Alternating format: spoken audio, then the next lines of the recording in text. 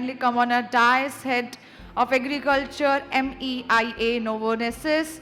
And into this, our panelist will be Mr. Manoj Lingeri, sir, Head of Regulatory Science, Bayer Crop Science Limited. Mr. Sarjivan Manhas, Chief Sustainability Officer and Head of Green AG Crystal Crop Protection. Mr. Manoj Varshine, MD and CEO, IFCO MC Crop Science Private Limited. Dr. A. John Peter, CMD of Varsha Bioscience and Technology Private Limited. And at last, Mr. Debavrata Sarkar, sir, CMD of Microalgae Solutions and President of APAC, to please kindly come on a dais. I request our moderator once again, Mr. Shanmugam sir, to please kindly come. In the meantime, I request Mr. Shanmugam sir to please kindly start. Thank you very much. Good afternoon, everyone. Very warm welcome to the first panel discussion. Again, my name is Shanmugam. I'm from Novonesis, heading the plant health business for Maya region. We're going to talk about interesting topic before we break for lunch. I think organizers are taking the bulls by horn. They've taken the regulatory topic as the first topic of the conference. We're going to talk about global regulation and harmonization and how do we enable India to be a global manufacturing hub for agri-biologicals. So we have a diverse and industry leaders as a panelist. I'm privileged to moderate this session, and also thank you to the Snail Integral for the opportunity to moderate this session. Maybe a very quick introduction to the panelists. We have Manoj, Head of Regulatory, Bayer Crop Science, India. So he brings in a lot of experience from the multinational and also the regulatory runs to look at how can India be a manufacturing hub. Then we have Sarjivan Manhas, Senior Director, Chief Sustainability Officer, Crystal Crop Protection Limited. He brings in a different lens from the sustainability, ESG, and also the supply chain readiness aspect. We have Manoj Varshine, MD and CEO of IFCO MC. He has a lot of experience in seed, fertilizers, agrochemicals, even biologicals. So look forward to your insight, Manoj. We have John Peter, Dr. John Peter, Chairman and MD of Varsha Bioscience. So he's a scientist turned entrepreneur, emerging biological companies. He's also president of BIPA, important organization championing the agri-biologicals. So look forward to some interesting questions from all of you as well. Last, Dada, Mr. Debavrata, President, Asia Pacific for Alga Energy. He brings in a lot of experience, leadership experience, working in different multinational companies, Syngenta, Chemtura, and Monsanto. Thank you all for being here. Before we dive into questions to the panels, I want to spend a few minutes in setting the context for this topic. The first one, I think a lot of speakers spoke in the morning. What is the global landscape look for agri-biologicals? Where does India stand today? Very important for all of us to know. So if you look at global agri-biologicals market, roughly estimated to be $15 to $18 billion. So if you further, it's growing rapidly compared to other agri inputs at a double digit, and experts are predicting that it will triple in the next 10 years by 2035, close to $70 billion. If you further break down by segments globally, biocontrol is almost 50% of that size, close to 8 to 10 million of that size. Biofertilizers and biostimulant equally contribute like $3 to $5 million, and biofertilizer includes inoculants also there. And if I further break it down by region, so Europe contributes to the biggest chunk of this trade. Close to 30-35% of this 15 to 18 billion comes from exports, from Europe, followed by United States, around 30%, and then LATAM, which is also fast emerging as a agri-biologicals market, they also contribute 20%, roughly around 3 billion. So where does India stand today? If you look at India, roughly around 3 to 5%. So anywhere from 500 to 800 million is the size of what we estimate, which is fast evolving and then growing at a double digit, very important to note. I also tried to understand how much exports of agri-biologicals happening from India, but unfortunately, there is no consolidated data available, at least to my best of knowledge. Yeah, so Sajivan is saying 150 million. But I do know that a lot of companies from India export to Southeast Asia is one large number of players, also to Africa and LATAM countries, particularly around seaweed, mycorrhiza, and many biofertilizers as well. Now, a little bit going down further, what are the high-level challenges when it comes to agri-biologicals in relation to global regulation and organization? We see different regions take different regulatory philosophies, right? If you look at EU, European Union, they are much more evolved. It's longer cycle, and there's also stringent data requirements. They also have a data protection per se. If you look at LATAM, they have a very fast approval mechanism in terms of number of approvals. They have been showing door for other countries how to approve products. But it's also more fragmented. Brazil has its own, Argentina has its own regulation. And if you look at India, the regulation is fast evolving in the last 4-5 years. The FCO brought the biostimulants under its scope, right? So this is also fast evolving in terms of how the regulatory is taking shape in India. So if I have to highlight some of the challenges, number one challenge I see, which I hope everyone agrees, is lack of global harmonization. Example, when we say the definition of biostimulant and biofertilizers, what is a biofertilizer in India is called as biostimulant in EU and could be a plant additive in US. So much of complexities, and this creates a regulatory barrier for companies who are aspiring to export, right? Number one, whatever dossier you do here could be irrelevant in EU, right? Because also second aspect is how each market is registering. Example, if you look at EU with respect to biostimulant, they go by functionality. If you're saying it is abiotic, then you have to submit document related to abiotic. Whereas in India, it is defined by composition and crop specific to some extent. So very, very different regulatory philosophies. And also LATAM is more agrochemical type of regulation they have when it comes to, they've taken the best of what is happening in EU as well as what is happening in the agrochemical space. But if you look at it, it is all complexity in terms of, it is not even, definition is not very well aligned. Maybe few things on data protection is very important for innovators and the companies spending huge amount of money in registering this one. EU, LATAM, US to large extent provide a good amount of data protection, which means that once you register, that data cannot be used by somebody else. But in India, it's slightly different, both in FCO as well as in CIBRC. There is no data protection, but we do understand the logic that the government of India thinking to make it available for large number of players so that farmers are able to get it.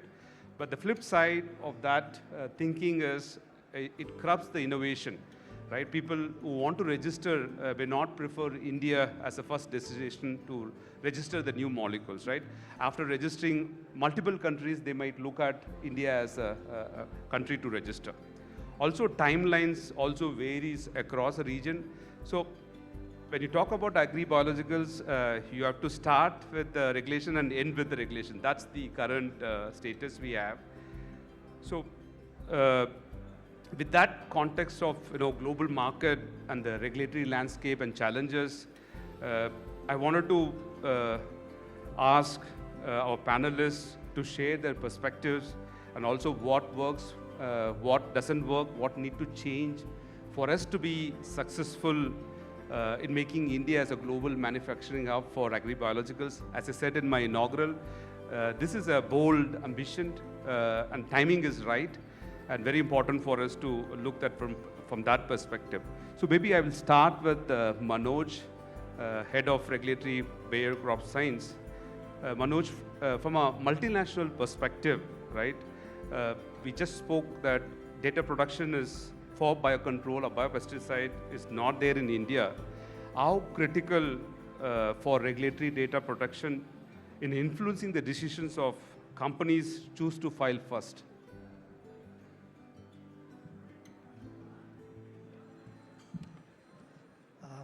Firstly, thank you, Snail, Amit, and you having me here. Maybe just to start with, the data protection, very important, but it is not just limited to multinationals. I believe anyone who is an innovator, the data protection has a key role to play. Agree. Because it just encourages the investment, makes innovations available. That's for the industry or the innovator. But at the same time, farmer is having a tool or access to the innovation, and he can produce more quality and quantity as well. Coming to the regulatory aspects of it, as you rightly pointed out, it is evolving starting 21 with our FCO guidelines, and then globally EU and then US, how they are evolved. But coming to specific of the data protection, I think it is very important as a first time registration, considering India.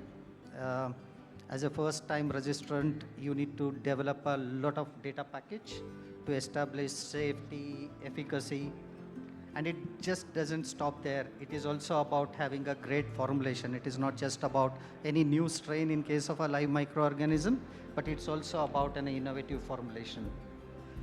But all this requires a lot of resources from time, money that is being spent.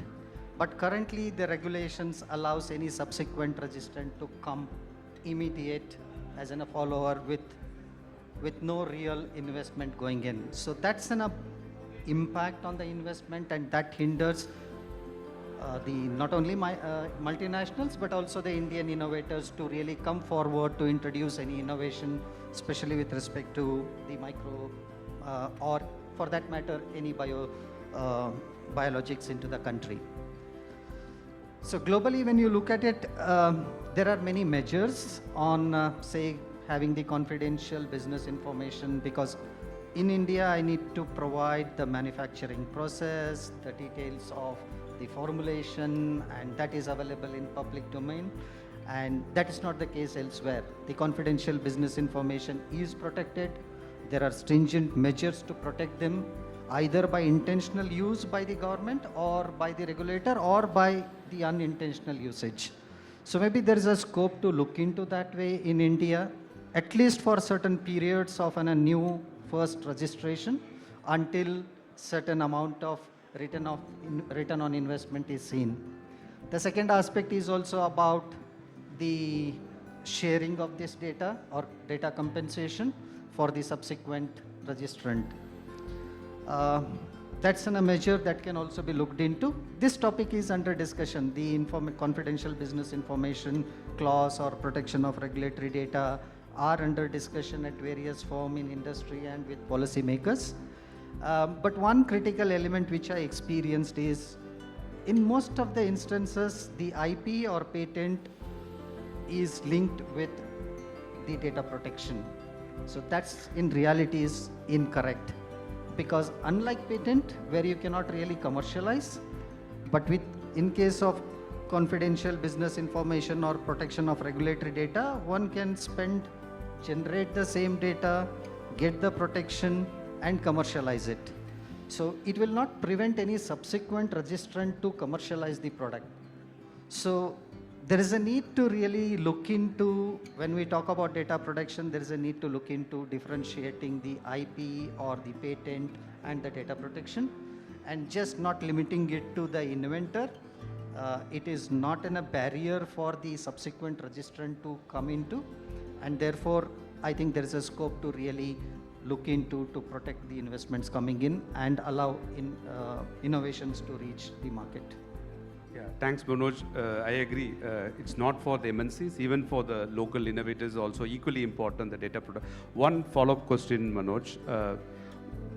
We talked about there is a gap. What would be your practical suggestion to authorities for us to relook at the data production, both in the FCO as well as in CABRC?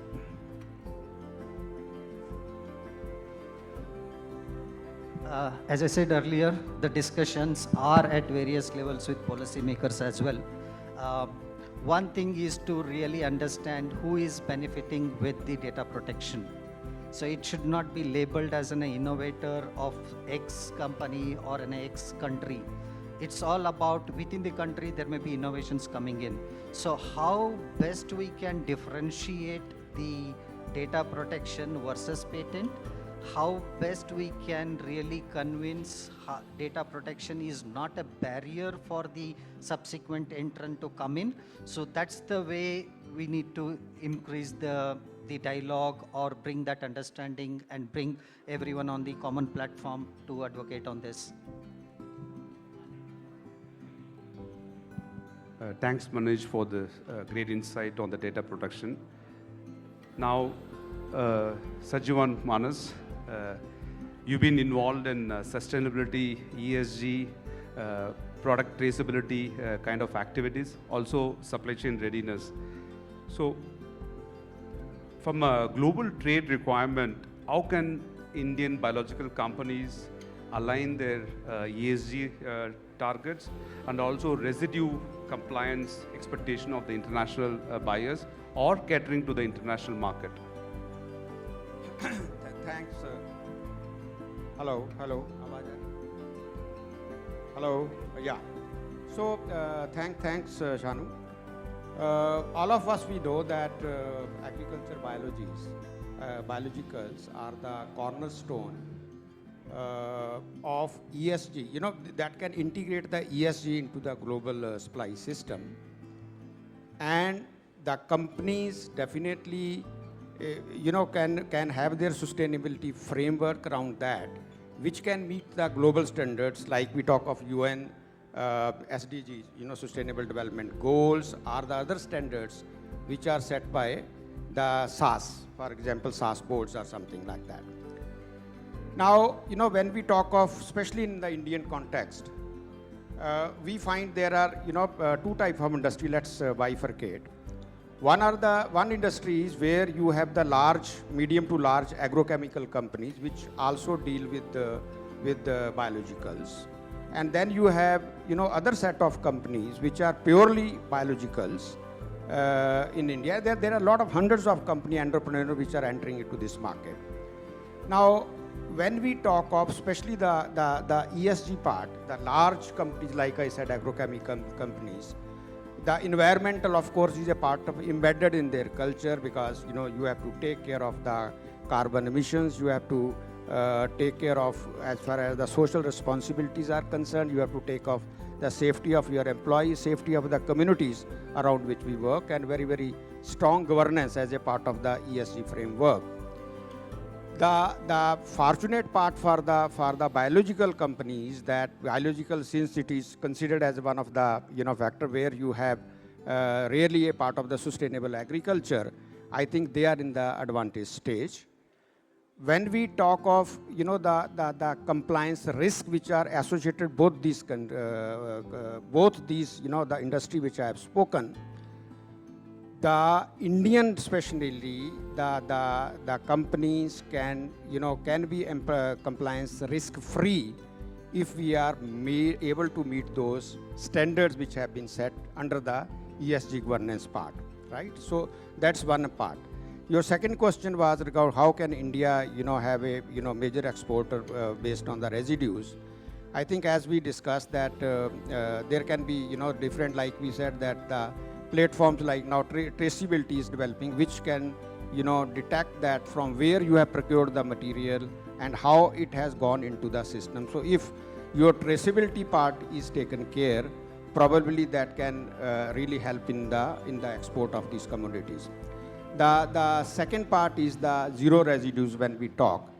Your products which are being marketed globally or in India, if we can have those sort of studies which are conducted by the university or the institute, which can declare that the ultimate residues for the harvest was zero, I think that can pave a great way to being an good exporters of the, not only exporter but also in India. So these are, I think, some of the ways which we should adopt in India. Yeah. Thank you, Monas, for bringing in your perspective. ESG and sustainability are no more an option, right? These are very important enabler if a company is looking for exports, particularly in the EU. There is a farm to fork strategy and also a reach compliance, which means that definitely you need to look into these aspects for us to be export ready. Yeah. Thank you. Yeah. Manoj, IFCO plays a very important role in adoption of agribiologicals in India and also creating a trust. I often believe that IFCO expand the market, create market for others to also play. Such is the muscle IFCO has in the market. So from a export perspective, do you believe that current Indian regulatory framework for agribiologicals is sufficiently oriented towards exports? Yeah. Thanks, Shanmugam. And I think part of my question you had already answered in the introductory part, and I do agree. Some perspectives I would like to share to look at the development of this industry. Biological industry is almost as old as other chemical industries, whether it is crop nutrition or crop protection, right? So since same time they have been there, and somehow maybe in the morning also I talked about that we are talking of more of contradiction rather than collaborating or looking that aspect. Looking it from the export orientation, now let's look for first what do we have internally, what are the internal contradictions we have. Now crop nutrition is regulated by one separate regulation, crop protection is regulated by a different regulation. Now when it comes to biologicals, we try to mix it up, and then we try to mix problem of one into another or problem opportunity of one into another. That's how that mix and match happening.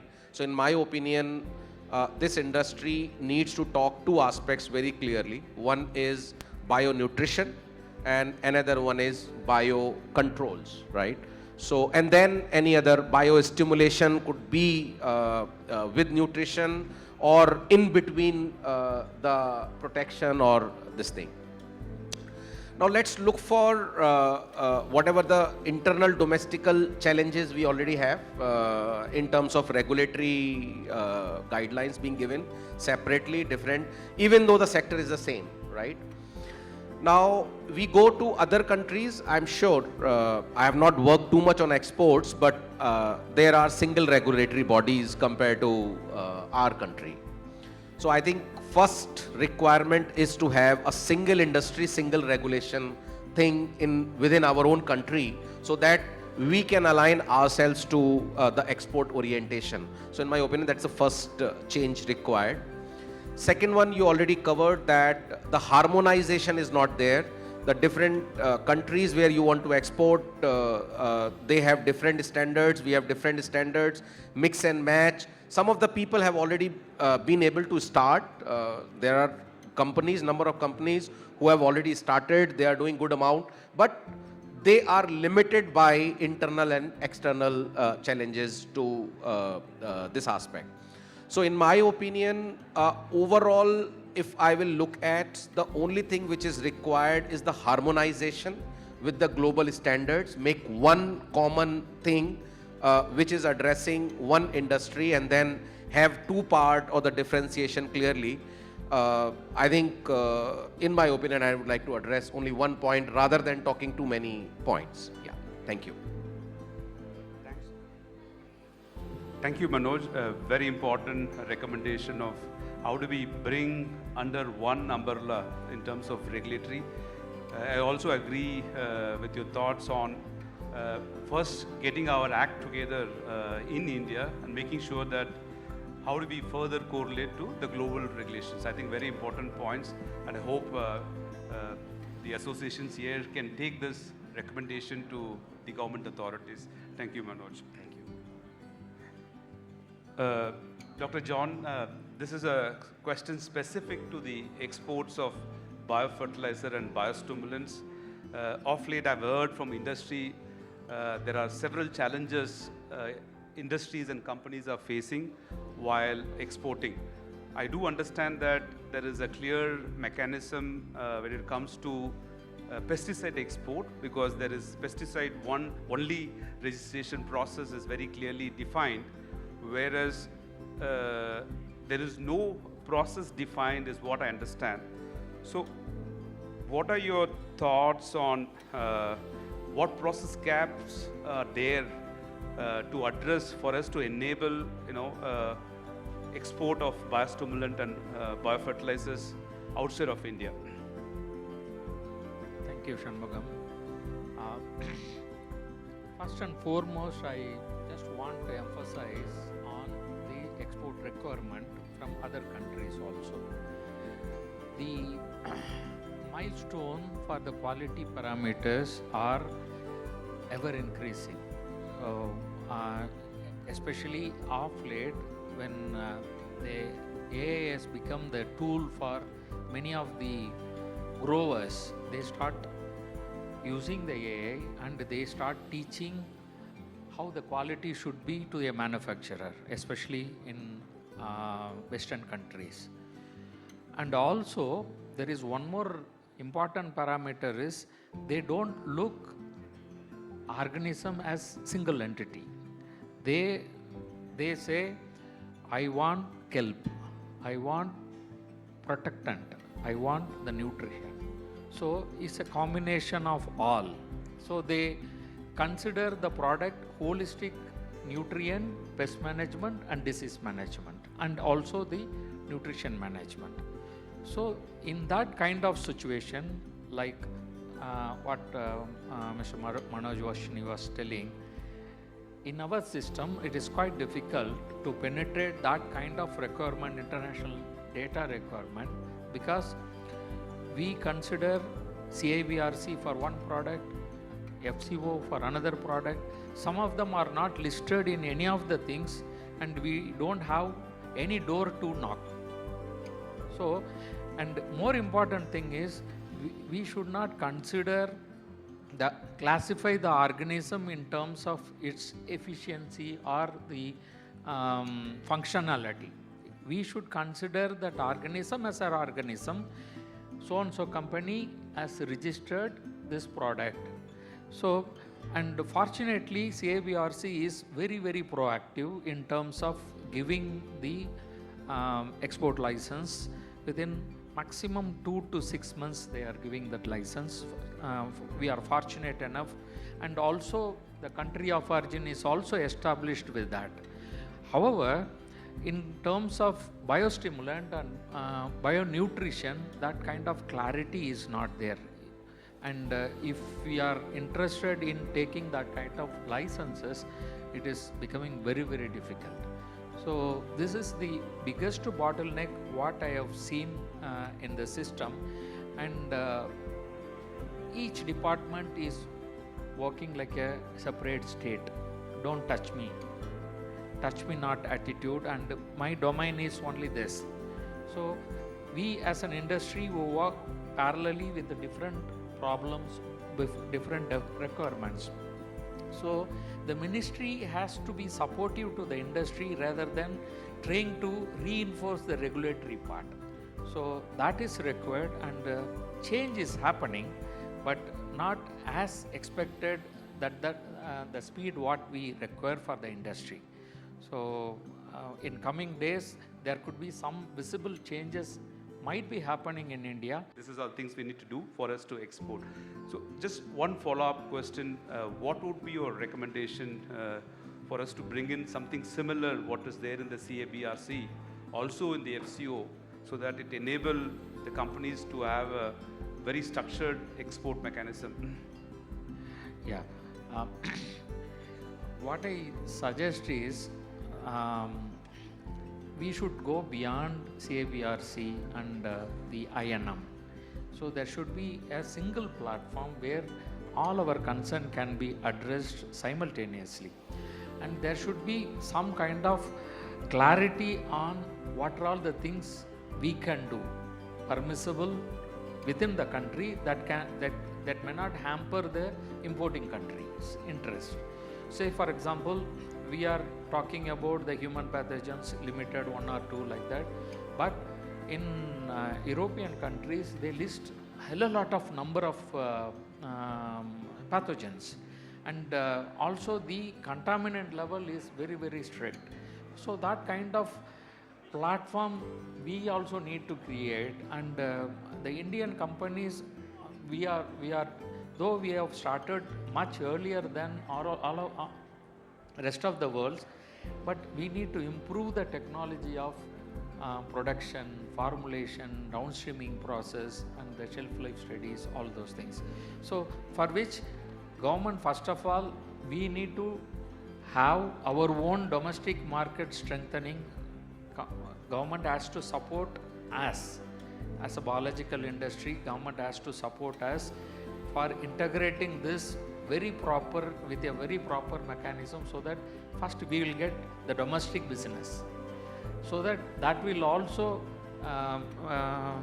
the first gentleman, Mr. Manoj of Bayer, rightly pointed out the data harmonization and other things, so that we can approach that kind of thing when we have money.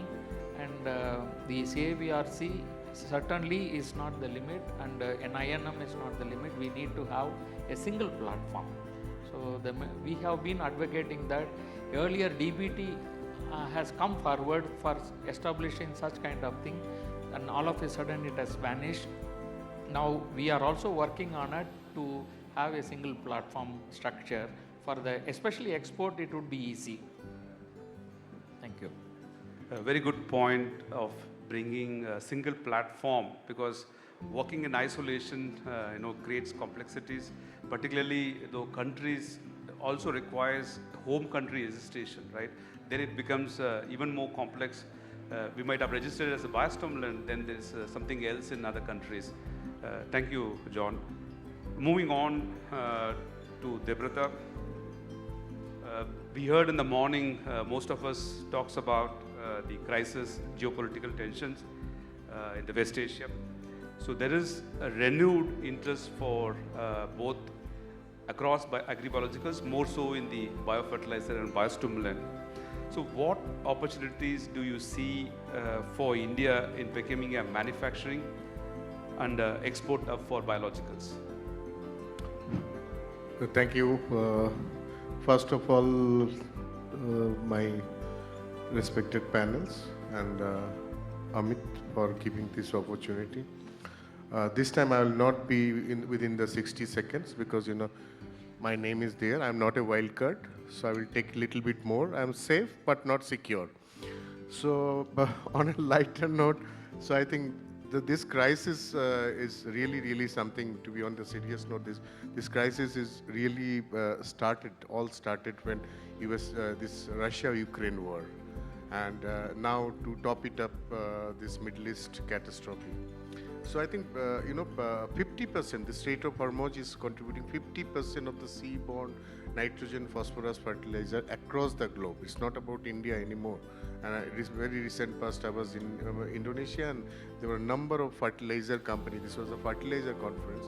So I was there, and then I was hearing them, and they were actually talking about how many days of fuel they have, how many metric tons of fertilizer they can afford now. So it's no more an easy task.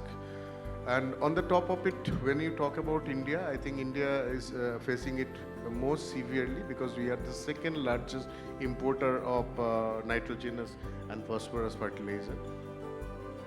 And then we pay a huge amount of subsidy in India, more than 20 to 23 billion dollars every year.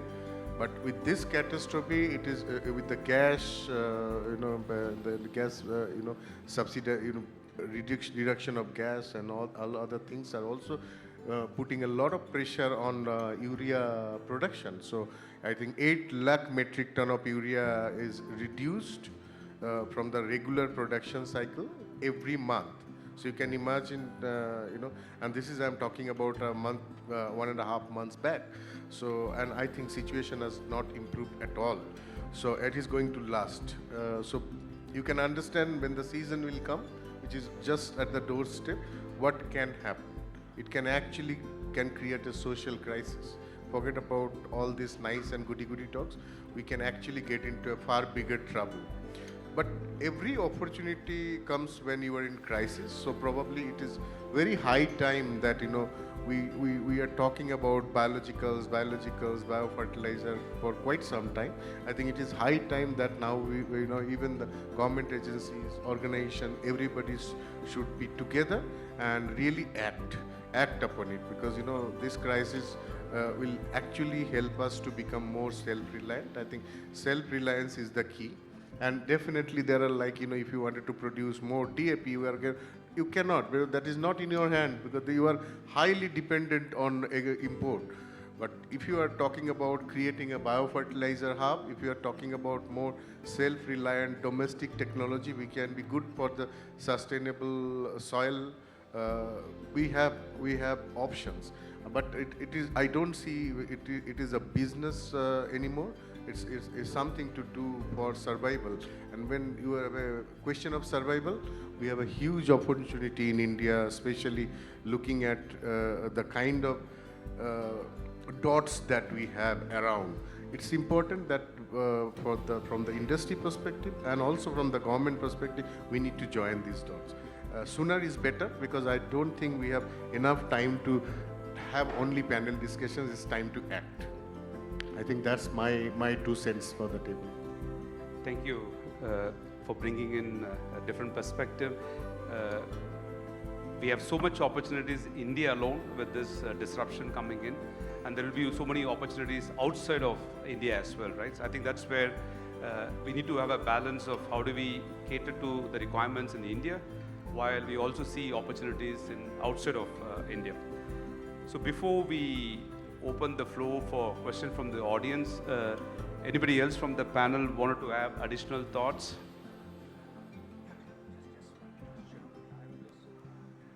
From regulatory perspective, CIB I think is very clear as far as the exports are concerned. But biostimulants and it's still vague, right? Because it's not defined as whether we need a certificate for exports or you don't need. But sometimes the importing country, they do need some sort of confirmation, yeah. Biofertilizer, I think more or less same extent that so what is the regulation, Manoj, which is now being, from our side, what is the recommendation? I think, as rightly pointed out, this ambiguity with FCO on export need to be addressed. It's not just with biostimulant, with all the aspects. There is a need to establish a clear guidance like what CIB has done. Coming to CIB, be it FCO or CIB regulation, when it comes for export, on harmonization is a bit of a tricky subject, because especially with respect to live microorganisms, because it's all about every regulator across the world is concerned about biodiversity and invasive species. So therefore, the requirements varies from country to country. For example, Europe is very stringent with respect to environmental risk assessment of these on the biodiversity, whereas US is a bit liberal based on the long use history, based on the availability of the strain, adoption. So these are the consideration, and these ambiguities will, this type of variation in regulation will continue to exist.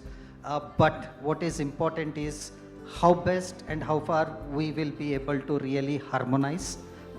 There are certain aspects, like rightly pointed out, about the export. There is a need to harmonize within before actually getting into the global data requirement. Thank you, Manoj. Now we can, I hope. So I have another perspective, sorry.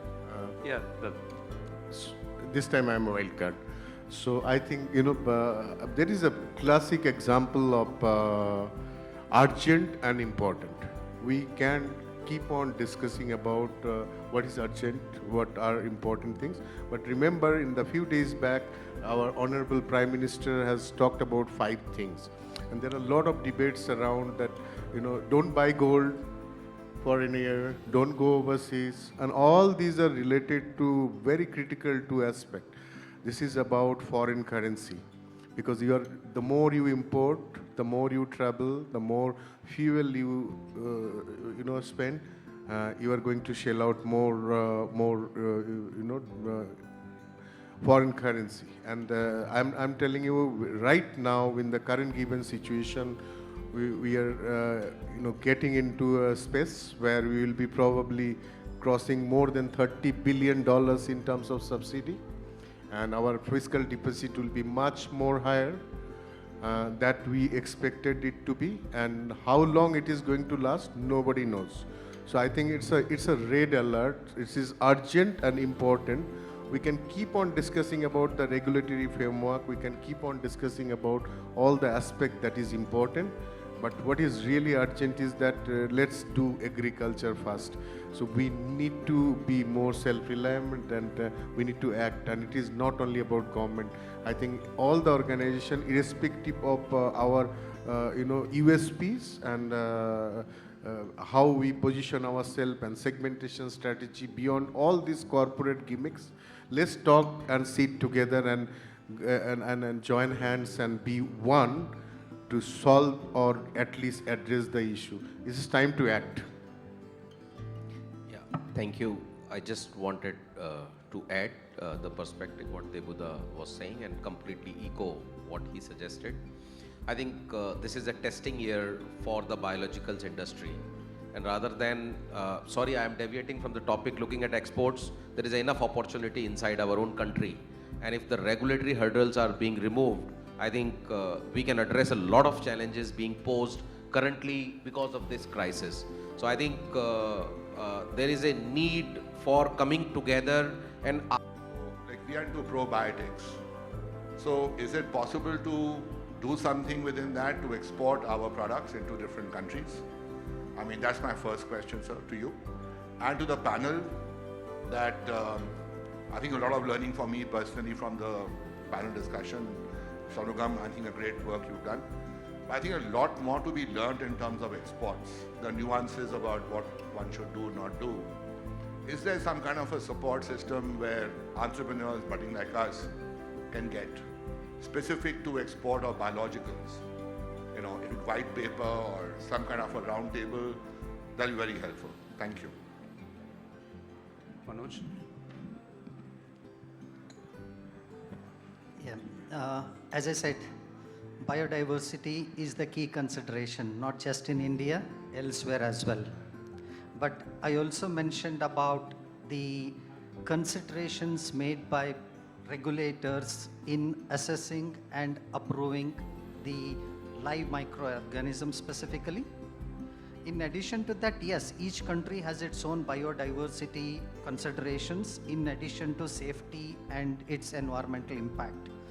So there is no real hard stop for not exporting it or not importing it, but there is a need to really interpret each of these laws, each of these acts, and then put those measures which are already available in the advanced regulatory systems. So can we look into adopting those to address those concerns under biodiversity? And there are set protocol studies to establish those concerns. So there is a need to really initiate dialogue on those directions. If I can add on to Manoj, the biodiversity clearly articulates What happens when an Indian company access to the resources, and what happens when a foreign company access to resources. But they are not, they are encouraging other companies also to access, but pay the royalty and other formalities for you to access the microbes from the Indian ecosystem. The second question, John, you want to take that one in terms of, he's looking at what support mechanism for the startup like to get for exports.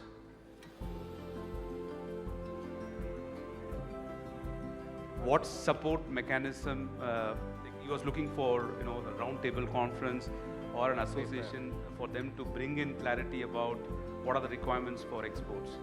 Yeah, for the first question, the biodiversity, I think you have answered that also. And there is, for any kind of microbial export, we have to notify what is the organism, where is it is collected, all those things, under National Biodiversity, which is stationed at Chennai. You have to notify and they will acknowledge it, and thereafter you can go for export. And as far as the white paper, whatever you have asked for, it is quite difficult to get the work done. I am little negative, but I'm not able to resist myself. See, there was a sudden declaration of a Gazette notification stating that restriction in biofertilizer size of packing. So, as a BIPA association, we have been writing to various organizations, INM, repeatedly following up them with the telephone, all those things. After so much of persuasion, now I have received one again notification stating that they accept and agree to exhaust the liquidation of the existing thing also. Little bit of change is there. So it's quite difficult, but however, there are some associations, if you are affiliated with those associations, say for example BASAI, BIPA, like that, so they can also support you little bit, whatever they know, they can share the knowledge. And it is not all that very difficult to export your kind of products as of now. So this is my suggestion. Very important, John, you brought it up. Probably that will trigger more questions. But I think I was also thinking and reflecting, why is government not upfront telling what's the background of his gazette? What's the rationale behind it? So if you make it, because everyone is interpreting the gazette in their own way, right? Ideally, that should not be the case in a country like democratic country like India. They should have been forefront in saying that, hey, we are doing this changes because of 1, 2, 3. That will bring in a lot of clarity, I would say. I don't know, how do we, from association point, we could reach out to the ministries to come out with a good clarification whenever there is a gazette. Yeah, it appears they have brought in this kind of gazette notification for the sampling size, as well as our guys also with the 25 kg of raw granule, they keep 100 gram and sell it as a biofertilizer. That kind of issues also. But the thing is, there are several genuine manufacturers who are affected because of this kind of regulation. The thieves are escaping, but the genuine manufacturers are, say for example, if it is 200 gram biofertilizer, seed treatment even 10 gram is sufficient. So what is the rationale behind this gazette notification? There should be a scientific validation before implementing this. At least they should consult industry. IFCO is very close by. They could have consulted IFCO and taken a rational decision of it. But in spite of that, we are happy. They are considerate little bit, but miles to go. Thank you. I think there is one more topic. It's like, so I think we need to grow up. If you look at a noble chemical to be introduced in any country, do you know how much money it requires, how much time it requires? Because many of us are from the chemical industry. I think biological, we always say it is highly unorganized. our technologies are still not, still many people thinks it as is snake oils. The reason is that we probably need to grow up now and structure ourselves, and it is not only India, globally. I've seen in Europe as well. I think probably we are only at the baby steps. So I think the time will come when I think all these efforts will come into picture, but it will definitely, come to you. All entrepreneurs also need to tighten their shocks, because they need to really spend. I think very few companies are spending money on R&D, and ifs and buts are there, but then it requires a lot of expenditure if you really wanted to get into biologicals in a structured manner. So, a couple of more questions I can, yeah, please. Sir, this is Firoz from Shivshakti Group of Companies, Hyderabad. What I suggest is, why don't industry of fertilizer, biostimulants, microbials and agrochemicals involve research stations also to make a joint representation to Government of India, especially for Ministry of Agriculture, to form a joint action committee to to address the gaps between these regulatories, so that they can all sit together, can work out for a solution or find out a solution to go hand in hand with all these regulatory bodies. This is my suggestion, sir. Yeah, thank you. I think a very important suggestion. Yeah. There is one in the back.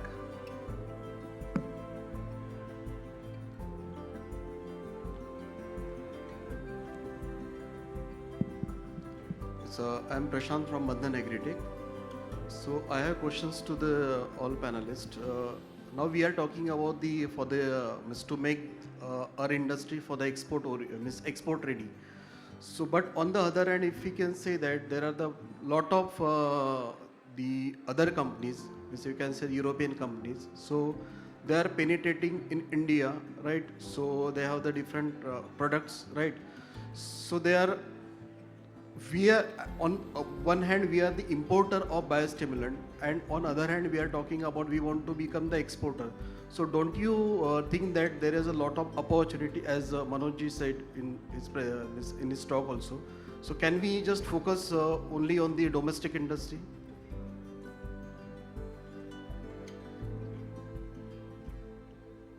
Yeah, I think it has to be both ways, because we are signatory to WTO, and if there is a agreement with certain country which is going on, so it has to be both ways. Second part is that domestic industry, yes, in fact, a couple of days back, Joint Secretary INM, he called a meeting of all the industry associations, and he was saying that there is a message from PMO that because of the shortage of fertilizers and the El Nino factor and other things, what he was saying is that we should monitor the sales of biologicals, especially he was mentioning, from April onward. In fact, he wants to weekly wise that how this year the overall fertilizers sales have come down and the biologicals have gone up. But I think none of the companies have given any data up to now. We spoke to him day before. You are there in that meeting.